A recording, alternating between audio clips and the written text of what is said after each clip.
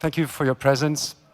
I'm Jacques Bellet, I'm representing ZEISS. We are all, I guess, very happily greeting Fredrik Wenzel today, who kindly accepted our invitation to talk about his work. For you who haven't seen the film, we're going to show you some excerpts. You probably all know that this Triangle of Sadness is the third collaboration of Fredrik Wenzel with Ruben Östlund. The latter film won the latest Palme d'Or in Cannes. That alone, I guess, deserves a first round of applause.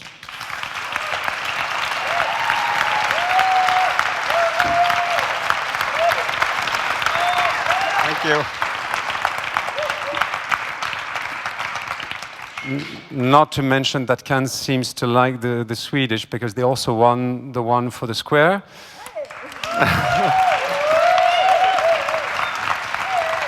Thank you. So we only have an hour, so I'm going to leave the floor to Hélène, film director, who is going to moderate this conversation. We're going to show you some excerpts, try to leave as much time as possible to the questions, because the topic is about framing, but I'm pretty sure you're going to have a lot of questions. So Hélène, if you will, thank you. Thank you, Jacques. Hi, everyone. Hi. Well, very first, let us show you the trailer. So I guess not everyone has seen the movie. You get a rough idea if you haven't one yet. So please, can we have the trailer on?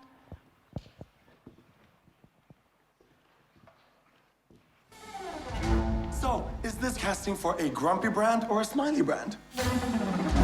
So it's a grumpy brand, yeah? Congratulations! Show me that Balenciaga look. Suddenly I'm dressed in something way less expensive. It's H&M! Yay! Balenciaga! And H&M! Balenciaga! And H&M! So what do you do? I sell shit. The success of a luxury cruise depends on you. It's always, yes, sir, yes, ma'am. I command you, enjoy the moment. I don't want to hear anybody saying no. No? No? No. What? You say no to me? No, no. So it's yes? Yeah, no. Yes? Go in. Yes! The sails. Do you think it's possible to wash them? I don't think that's possible, ma'am, because this is a motorized vessel. Yeah. So we don't have any sails. We're gonna work well. A Russian capitalist and an American communist. On a $250 million luxury yacht. The ship is going under. We have to work together, create a good group, good society.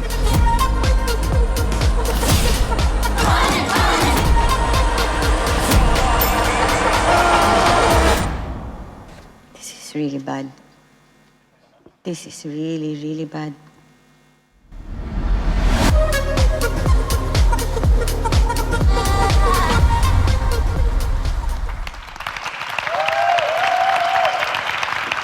Thank you. Thank you.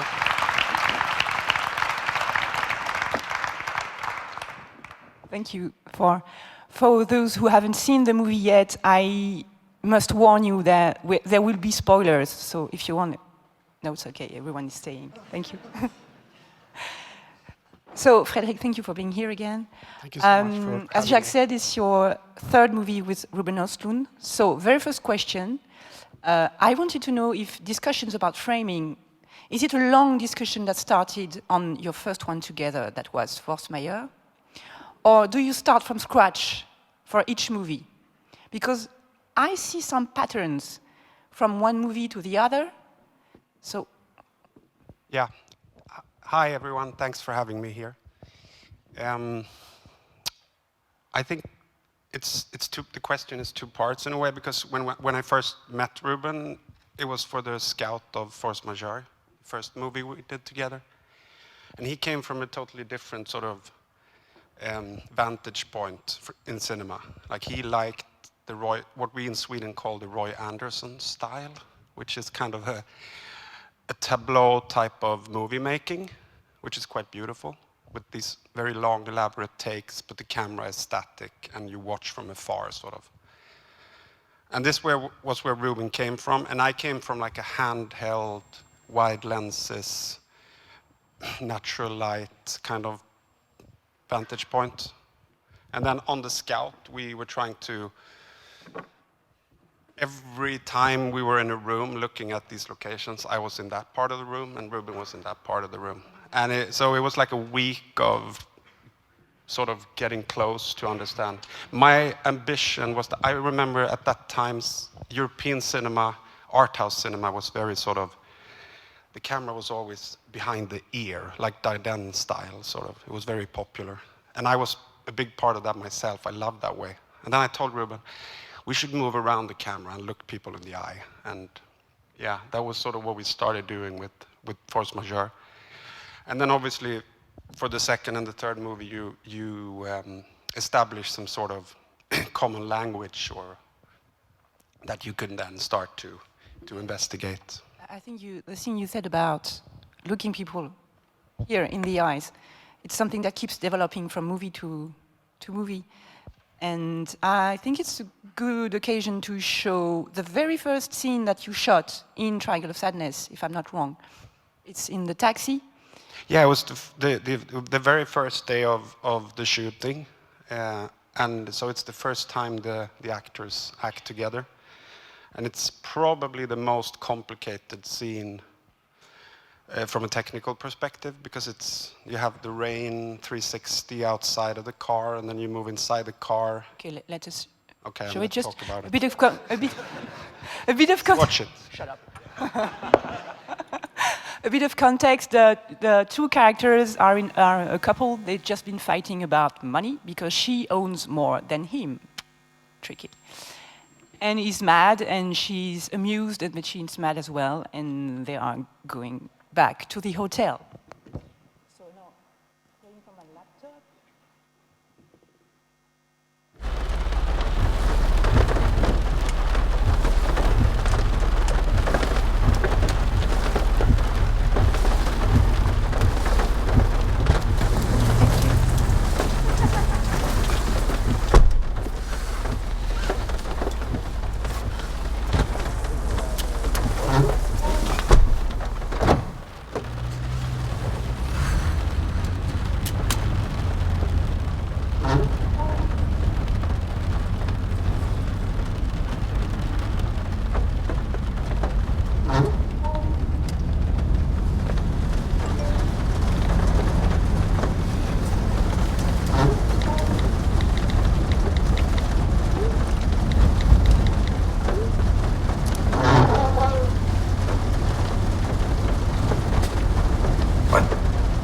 I think it's quite crazy how it's such a hard thing to talk about.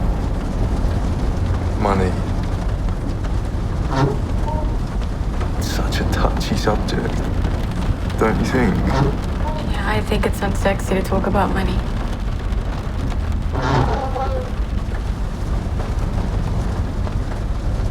Okay, but then why is that? I don't know, it's just not sexy. Well, you don't think it's because it's so tied to gender roles? Fuck, you know, the menu in the restaurant didn't even have prices for you. That's not fair, Cole. I'm always paying. No. Let's take you out of it here and just talk about women in general. I'm a generous person, Cole. Ask any of my friends. Sure, you're generous, but... But? Well, when it comes to you and me, we're dealing with roles that I hate. I mean, I don't want to be the man whilst you're the woman. I want us to be best friends. I don't want to sleep with my best friend. No, that's not... You don't understand what I'm trying to say. I mean, we shouldn't just slip into the stereotypical gender-based roles that everyone else seems to be doing.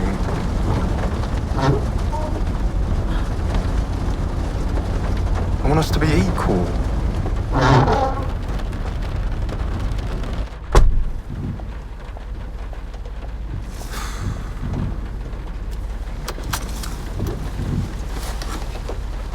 Excuse me?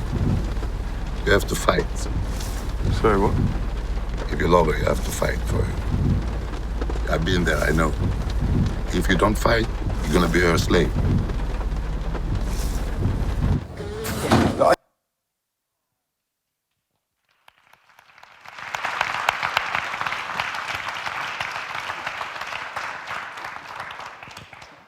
Always listen to the cab driver.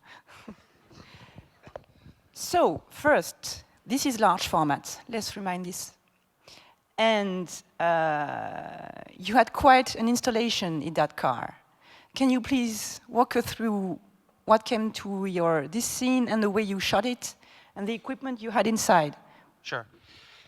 I mean, I think me and Ruben are very interested in, or I was at least interested in,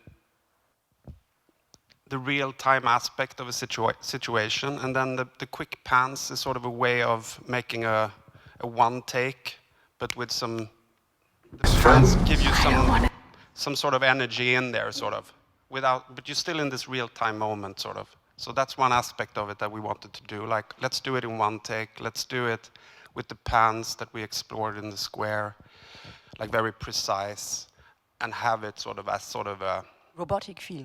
A robotic, it's like a spectator in a tennis game in a way, right? You have, oh, I'm with you, like that, and then you have, oh, I'm with you. But and then I just didn't want it to be a pan, because I really wanted the spectator to feel like he's positioning in between two people like this. So you would have to be like this. And in order to get to that image, you would have to reposition the camera, right? So it's not enough to have a pan, because you would be on the outside. If you want to be on the inside, you would have to go over like that. And for that, we tried to use like the Bolt's motion control system, but it was too big. So I had a friend in Sweden, Hugo Nilsson, who's building bridges, and for real, and he looks like he's 12 years old. And he came up with this idea that we should use it's a robotic arm from a dental office, and then he gave me a remote control that is usually used for opening and closing garage doors. So that was my control for it.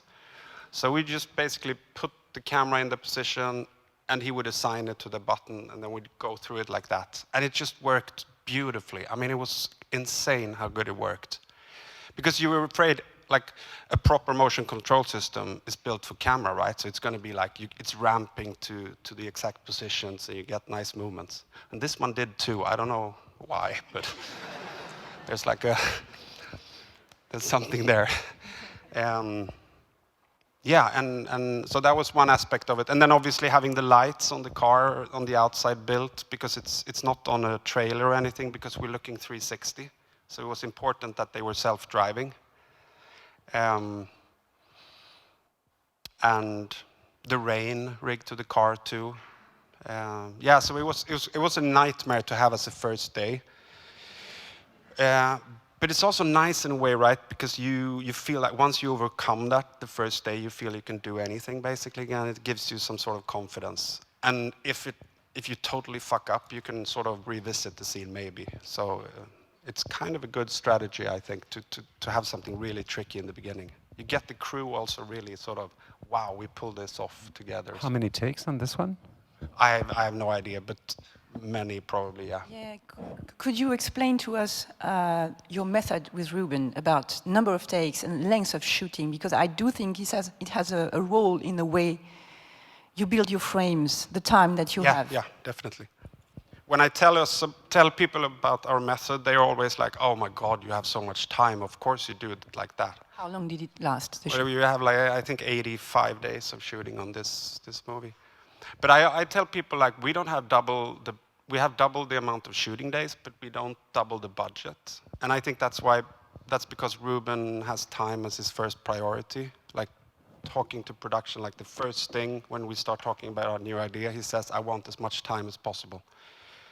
And when you start from that point, then obviously you're going to discuss what you need to take out in order to get that much time. So I think that's a good approach when it comes to making movies, and it's something I always tell younger people that start out, that I think they should try and really make the production understand and tailor make the production to the idea rather than just putting into this streamlined sort of pipeline-y type of production method that is commonly used, I find.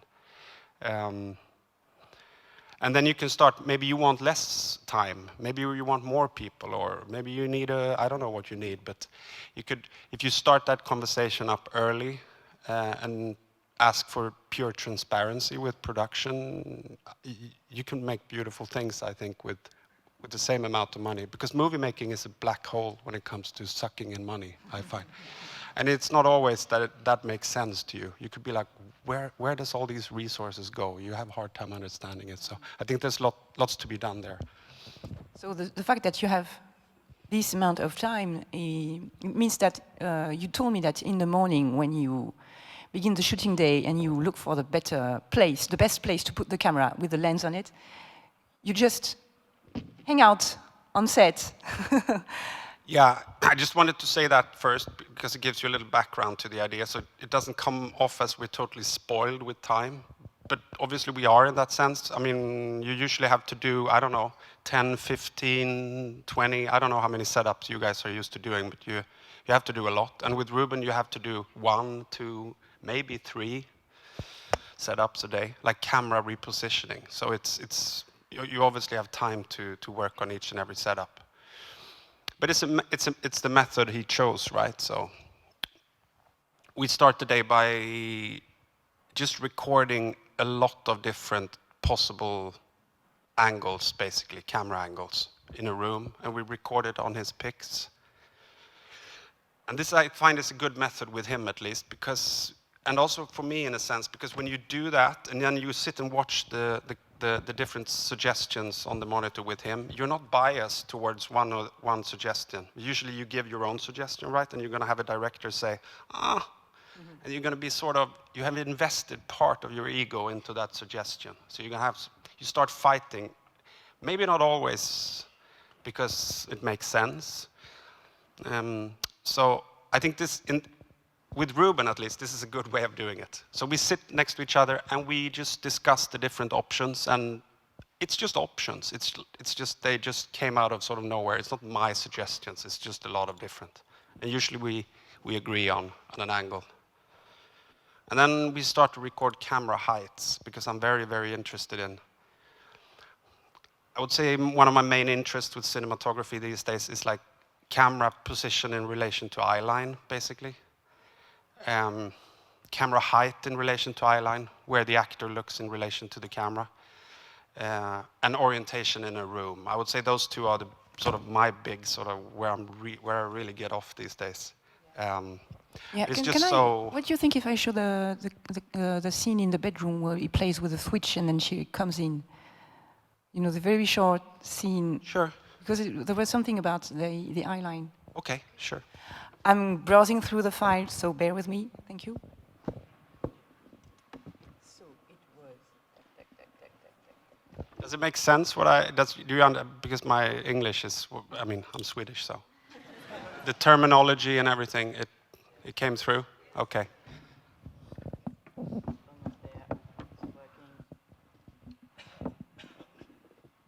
So after the taxi, they fought. She left. She's vexed. He's alone in the room. He will leave her messages. She's not answering. Regular fight, okay?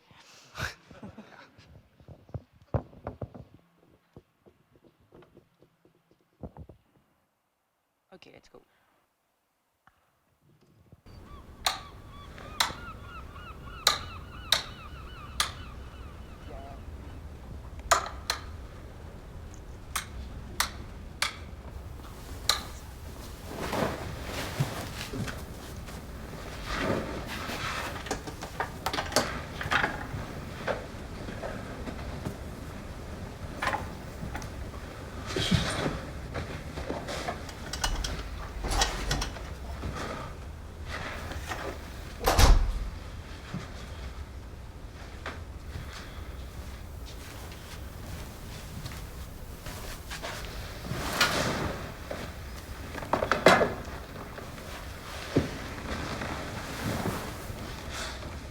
What have you been doing?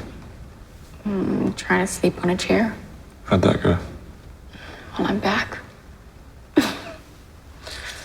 What have you been doing? I was walking up and down the corridor and texting you multiple times. A lot. Oh, you saw them?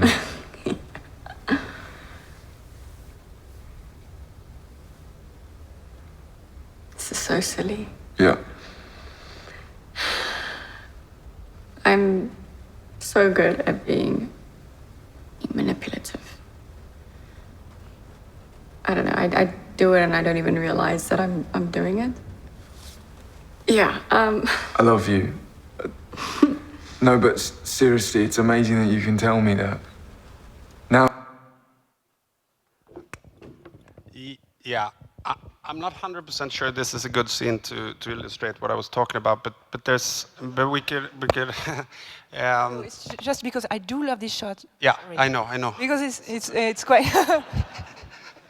But it's something interesting with the eye line, I find, because what I've come to realize is that when you move the camera closer and closer to the eye line, and you have the actor look close to the lens, it becomes, you have to be so precise. If you're like over the shoulder, or if you are like on the outside, let's say camera here, you don't have to be that precise, but you slowly start to move the camera. It's like a direct relationship, and it's just so fascinating, I think, and so hard to do. I guess you establish some sort of intimacy, right, with the audience, and then you have to sort of own up to that. Is my theory, at least. Apart from the pure physical aspect of it, obviously, that you're looking straight at it and it's going to be off. But there's also like you demand some sort of precision when you're that close, I find, as an audience. Well, otherwise you're going to feel it's off. The person is looking over there, or at the mouth, or at the nose. Or no, they're looking into each other's eyes. Becomes very sort of a matter of centimeters, really. That's, I find, is very fascinating. For me, this shot is all about precision, because it's a kind of shot that no one sees. You know, it's very precise. There's absolutely no way you can't hesitate. You have to be on point on every move, and I find it really beautiful because you don't see it. And this is something you told me about Ruben. Once you have placed your camera, you're not allowed to move it to correct the framing. No, he doesn't want me to like, I'm not allowed to sort of pan with an action really, or like correct while we're in the middle of a scene. So I have to make this like a decision, because I operate myself, and like a decision, and then stick to that decision always, sort of. Unless there's something really crazy going on, then I might be able to pan and tilt a little bit. But that's his sort of, because he wants, I think it's his OECD in a sense. You say OECD, right? The compulsory, like he needs to be in total control. So if I move the camera, I think it stresses him out. Like there's some external force here. But once the frame is set, it's like, okay, this is my sort of, I'm God here. So yeah, I think that's part of it. You see it here, she arrives. Apart from the pure sort of aesthetics of it. And the camera will just stick on him. I hope. Tack.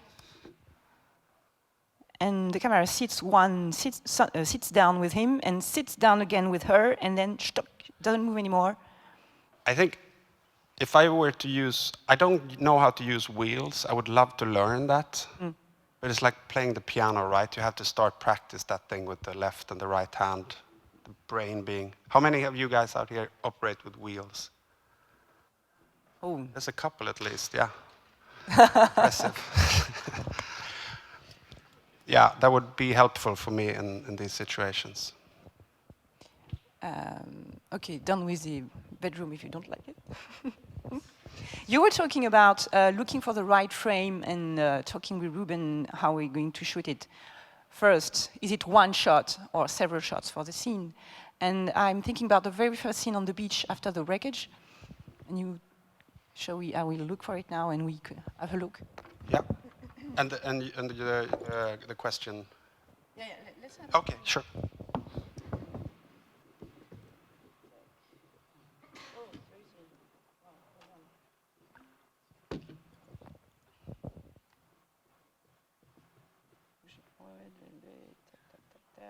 Here we go.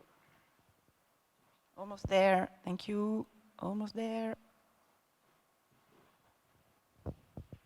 So they were on a cruise. There were pirates. Boom. And now they're on an island. It's looking bad.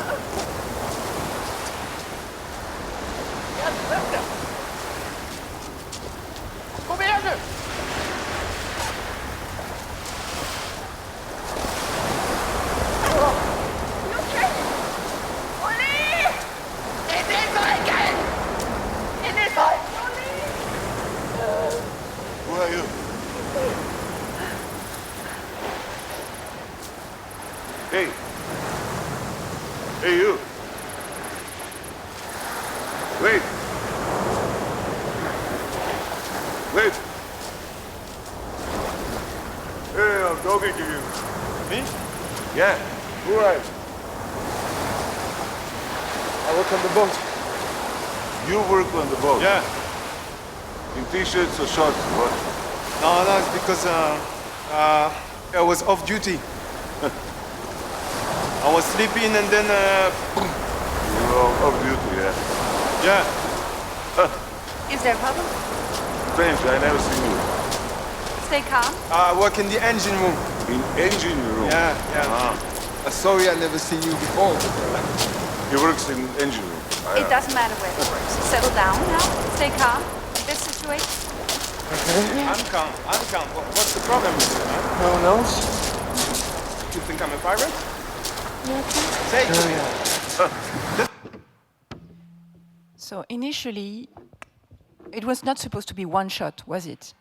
No, we had planned to make, I think, two or three more setups, and then we were shooting it, and it's very much, I would say, when looking at it now, I could see it's a typical sort of Ruben Östlund before he and I met, sort of. It's like all his movies prior. I don't know if you've seen them, but they look like this, more or less, all of them. Like you lost, actually. Huh? You lost the battle. No, I love that too. But I realized when we were doing it, we felt like this could actually stay on its own, and you don't need to cut into it, really. It's also the first time it's the first really wide shot of the movie, like on the beach, and we like the idea that you start tight and then it sort of it opens up as we go, sort of. So you don't cut to the wide, you cut to the close, and then he gets up and he walks around the cliff, and as it gets revealed for him, it gets revealed for us. So there was something in that sort of made it dynamic enough to stay in, we thought at least. What I find really fantastic with those shots, the very long shots that far from far away, it's that the audience is going to concentrate on this very, very small portion of the screen. Very small. I mean, it's about 15% or not even 20% of the screen that we are looking at, and everything is here, and we have the sound because the sound deserves its award as well. And it's quite a pattern in this movie and others as well. There's lots of empty space, if I could say that. Yeah. And it's useful anyway. Yeah. And imagine if you're looking on your phone too. It's going to be hard to see what's going on. So yeah. It was the first time that you were shooting with large format, right? Yes, I believe it was the first time. Yeah, I think so, yeah. And can you explain us why you chose to go to large format? Well, there was two reasons. The first being that Ruben likes to manipulate all the images, and by all I mean every image. So, for instance, there is a little bit of a light, very light slide pushing in this shot that was done in post-production as well. Yeah, but he likes to do, so the post supervisor Vincent told me that there's no source left on this movie at all. So it looks like a Marvel movie in that sense. There's VFX on every shot basically, and he does mostly of that himself. So it's part of his editing process.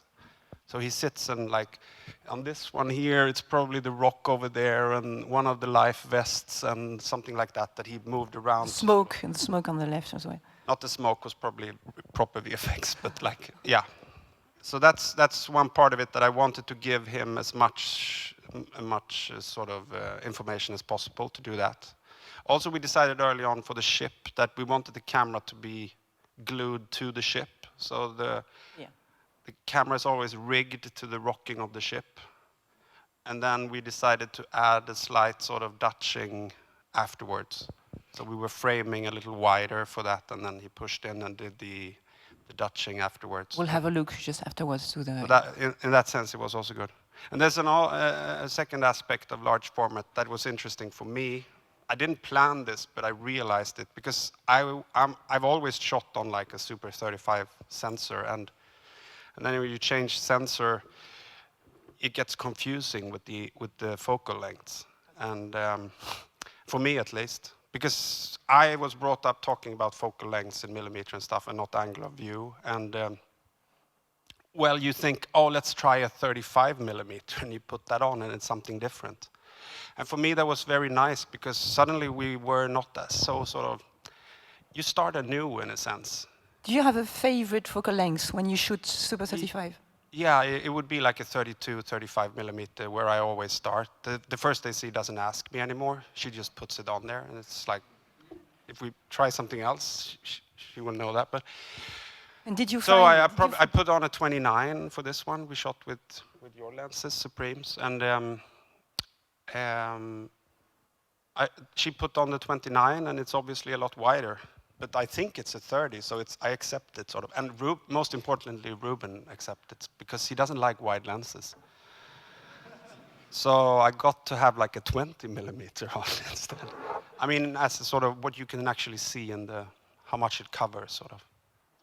In the car, would you say what is 29 in the taxi? Yeah, I think always it's a 29 unless you feel it's something else. But the base is 29 always, more or less. Because I found a picture from the square of a lady in a taxi, and I think we could try and compare what it looks like on her face and the distance and the feeling. It was this one. This is from the square. Yeah, that's probably a wider lens. It looks like a 25 to me or something like that. It's probably because we're tight in that space, sort of. The 25 mil on a 35 sensor. So it was Master Primes, right, on the square? Yes, yes. So this is a 25 mil, and earlier we had a 29 on their faces in the cab. On the large format, yeah. Yeah, on large format. Yeah. Comparison, interesting, right? So the 29 was your favorite lens on this time, right? Yeah, and I think it became that one just because I thought it was a 30 millimeter. Sort of I mean, I know it's not, but sort of subconsciously there's this going on, like, let's go to something that I know. And so that was quite a fun experience, not to be so familiar with the different focal lengths. Sometimes it's just good to rock the ship a little bit in your head. We can have a look at the captain's dinner, so that you walk us through how it worked in the ship and how you rigged the camera and everything. Okay, let's go.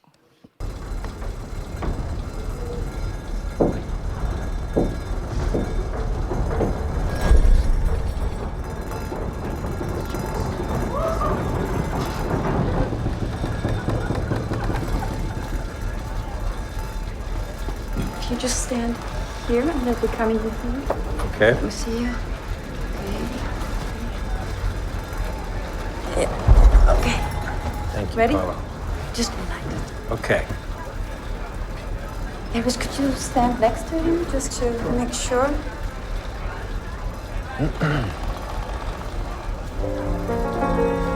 Okay. ready? Thank you. Yep. Yes.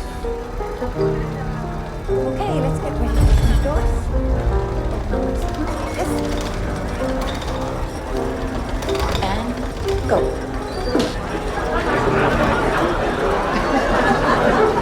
Good evening. Welcome to the captain's dinner. Thank you. Would you like a glass of champagne? Thank you very much. Good evening. Welcome to the captain's dinner. Hi. Would you like a glass of champagne? Hi. Good evening. Enjoying your cruise? Yes, very much. Oh, good. Welcome. Hello, man. Nice to meet you. Enjoy your dinner. Thank you. Oh, hello, man. How are you? Enjoy your dinner? Hope the weather's not too rough for you. Let's pause here. Obviously, you're not on a real ship in a real sea. No, exactly. So how did you do that? For us, it was important because those kind of body positions you can't fake, really. So it was important for us to have a set that was rocking or moving. So to have Woody stand like that is... And so it was built on these gimbals on a stage in Sweden. And sometimes we just positioned it. I think this shot of Woody is just, the set is just leaning like 15 or 20% like that the whole day. It's actually worse to work in when the whole world is just leaning like that. It's horrible. It's better if it's moving, I find. Anyways, and then on top of that, the idea was to Dutch the camera in post, to be able to access that control, sort of. But just to have the camera constantly be with the character's body position was important, sort of. So I didn't do any sort of excess rocking of the camera itself, really. How long did you spend on this set? Long, I don't remember. Long time, yeah. Long time, yeah. Many weeks, yeah. Okay, so we have an issue that we are almost running out of time. So we didn't go until the end that what we wanted to say, but you may have questions and we would like you to ask them, please. You don't have any questions. Oh, there's one here.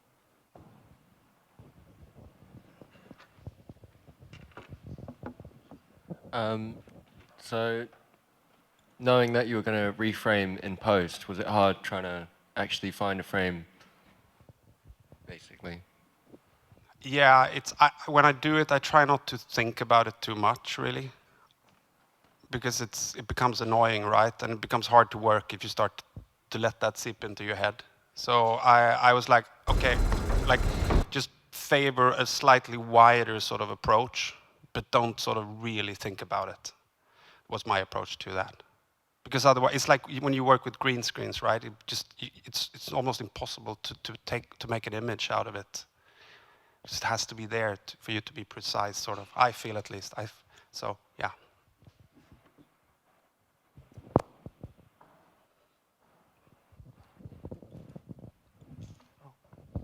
So one here first, and then there's one above. No, he had one too there, right? Yeah.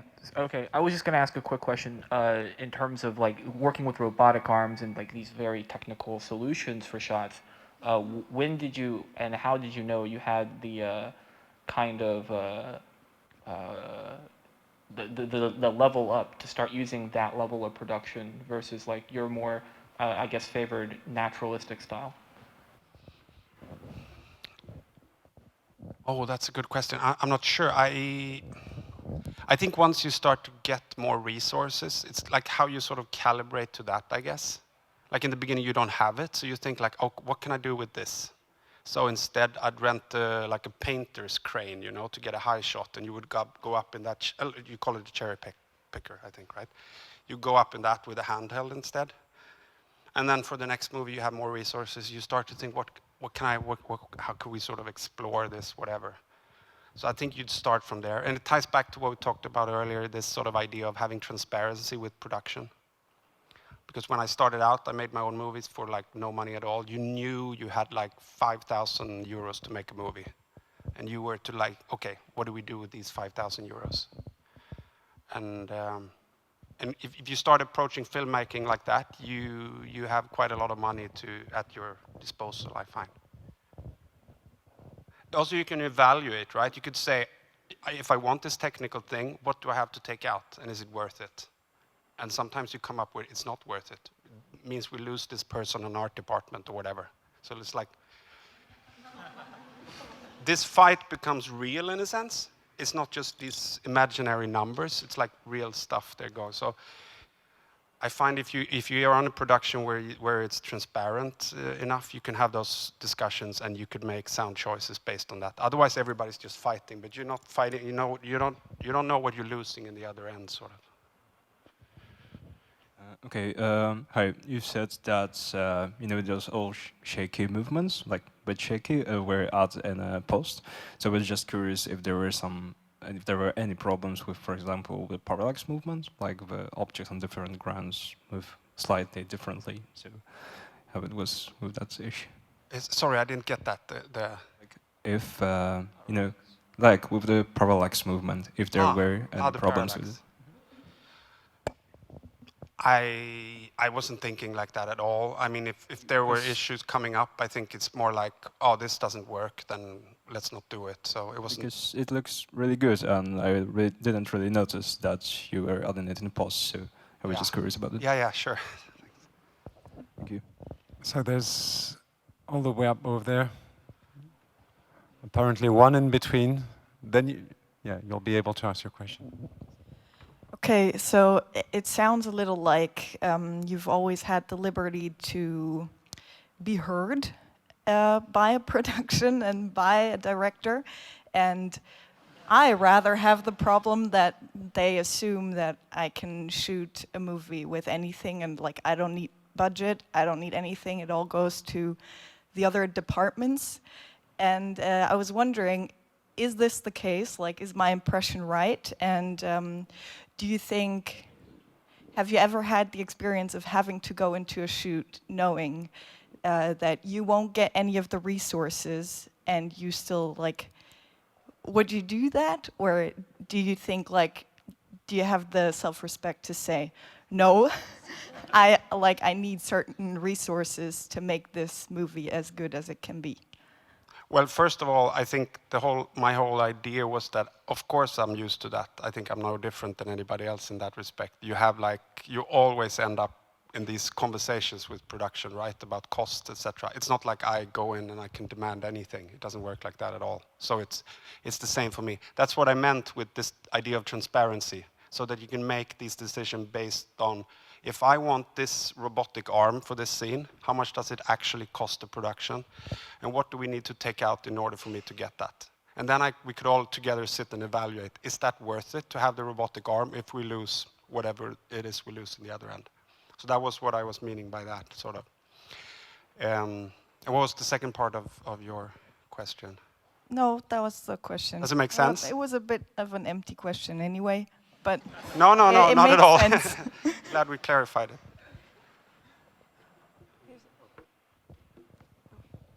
Hi.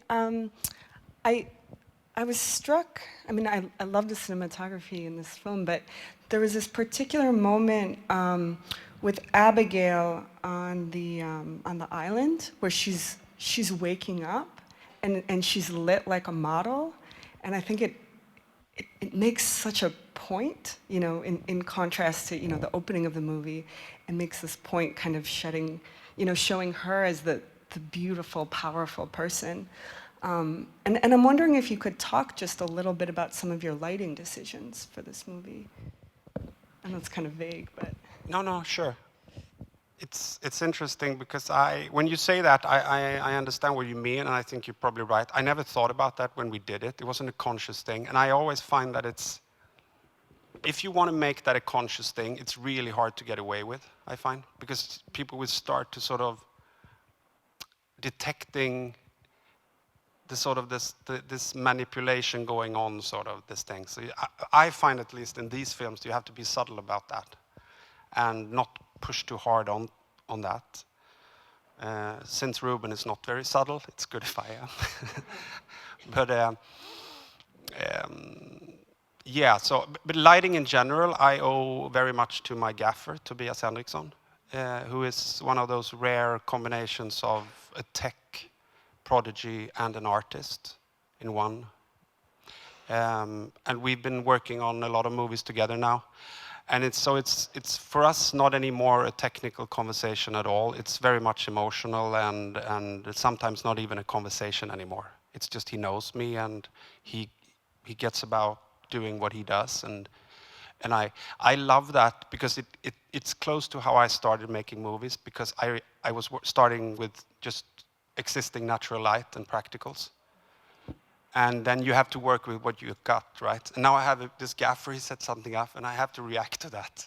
And that's quite beautiful, I find. Like, so it's him setting up something, and then it's me reacting to it, sort of. I could never find the placements that he does, because he's doing that always, and I'm doing it not as often as him, so... Oh, I have a quick question. Yeah. Did you learn anything with Ruben that you now can use with other directors? No. For your own films. End of discussion. It's like people often say, "Oh, you should shoot commercials because you learn so much," and I think it's kind of the other way around. You should not shoot commercials because you don't learn anything in relation to what we're doing. Because you get used to something which doesn't have anything to do with cinema, really. And then it starts creeping into your decision making, sort of. I know this from my own experience, so, at least this is my feeling of it.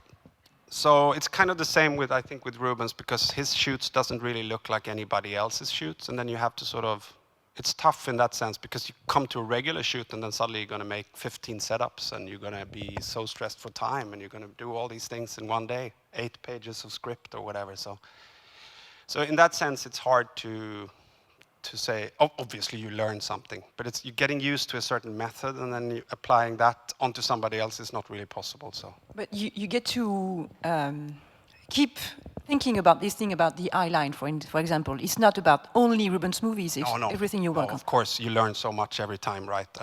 And as you all know, every director and every movie is just so different, and it's really hard to say that cinematography is an occupation in that sense, because it doesn't really look the same, and at least not for me. When I go from one director to the other, it's like totally two completely different things. So I don't know, you become more like a middle manager in the end. I'm very sorry, the guy here said stop. But do we have time for one last question? No, I think we don't, actually. No, not even? But you're still around today, you will be around, so if people find you, they can ask you questions. And if you want to see the famous 29mm, it's on the booth. Do we have a 29? Yes, we have a 29. And just did a commercial. No, last but not least, I can only also advise you, there's an interesting interview of your colorist, and which I find particularly interesting, that Ellen made. I mean, she interviewed your colorist, and we put it on the gaffer and the gaffer and exactly. the first AC. And this we put on the ZEISS, what we call the Lenspire website. I think it's particularly interesting to, if you want to dig deeper into how you made your own. Yeah, it's really great to read their thoughts on it, because I think it's more, it goes into depth, their different sort of field of expertise where they're at. So thank you so much, guys. Thank you very much.